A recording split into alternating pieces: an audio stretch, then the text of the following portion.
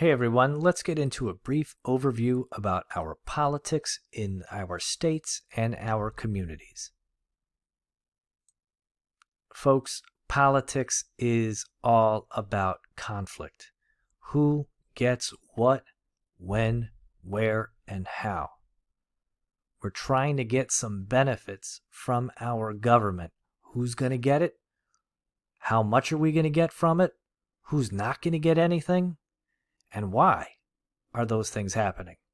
So when we think about our state and our local governments, whether it's in another state or our very own state, we're talking about disagreement and conflicts. We're talking about taxes and spending, infrastructure, education, crime, and poverty that our governments have to focus on. It's different from what our national government is going to focus on for the most part.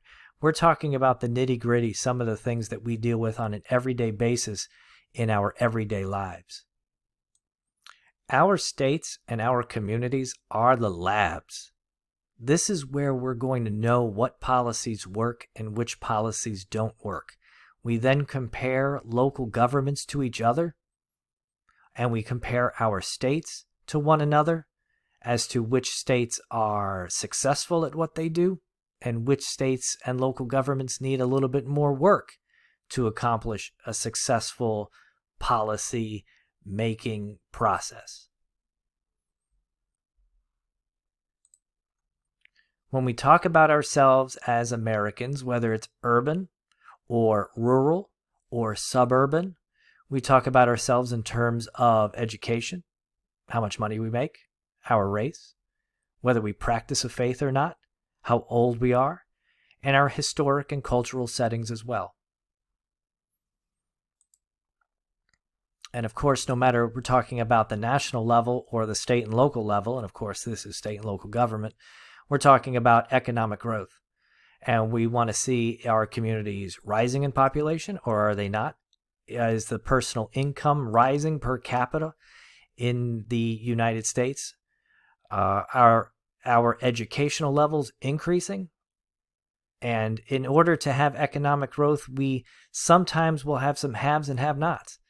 Some states are growing unevenly in terms of population or education or income level, of course. And here is the population of the United States since 1790. In terms of race and ethnic background, African Americans comprise for 41 million people in the United States, about 13%. The largest minority group is Hispanic. It is the fastest growing minority group in the United States as well. We also have Asian and Pacific Islanders who comprise 5% of the population, and Native Americans about 1%.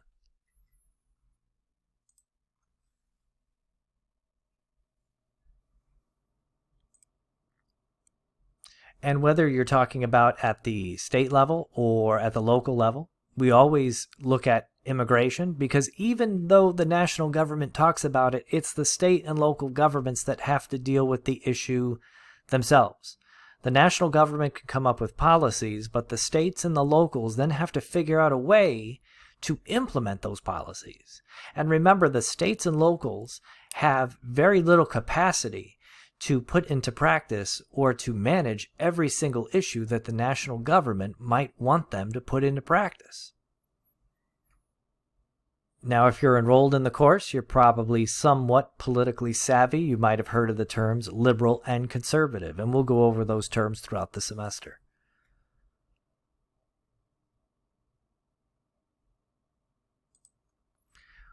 We also talk about our political cultures. These are our shared values, historic styles, and traditions that we find in each community, each locality, and in each state. Research shows that we have about 11 regional subcultures.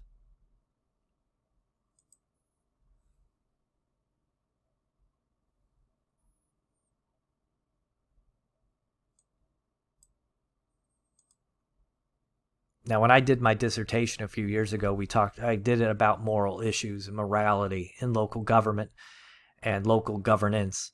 local communities. And when we talk about moral issues are really a wedge in the United States. They're designed to divide people to some degree. It's not about religion, it's how we define religion in our everyday lives in relation to issues, for example, like I dealt with the legalization of marijuana or gambling in a community, or even creating an ordinance whether or not you wanted to have a strip club in a community. Of course, whenever we talk about religion and we talk about morality, we do have a system of dividing one group who are in favor versus another group who are against a certain policy.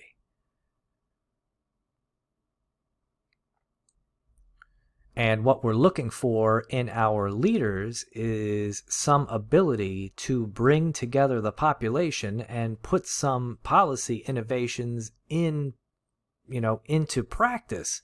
And we would call these political leaders political entrepreneurs. These are people who try to publicize themselves and win votes.